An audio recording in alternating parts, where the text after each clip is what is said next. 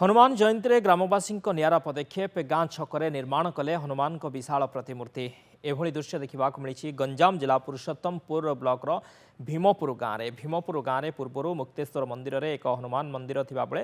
ताहा छोट आकार थिला तेणु गाँ मुहरे एक बड़ प्रतिमूर्ति निर्माण करने स्थिर करते गाँवर सुरेन्द्र सावत और ग्रामवासी सहयोग में किछि दिन है गाँ मुंडरे हनुमान मूर्ति निर्माण करा जायथिबा बेले आज पवित्र हनुमान जयंती में प्रतिमूर्ति को प्रतिष्ठा करा जायछि।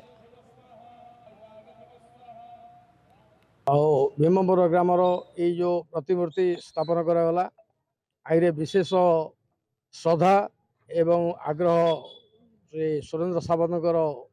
तत्वावधान होउची। आम ऋषिकुला नदी कूल भीमपुर ग्राम जो हनुमान जी मूर्तिर स्थापना कर समस्त ग्रामवासी सहयोग रही समस्त खुशी आई कार्यटा आगु कि सुचारू चलो आई जिन गुड़ा गाँव जो आम सनातन धर्मर आमर ओडिशार जो अस्मिता को बजाय रखापी ये सब कार्यक्रम आम गोटे गोटे लोक सहयोग भितर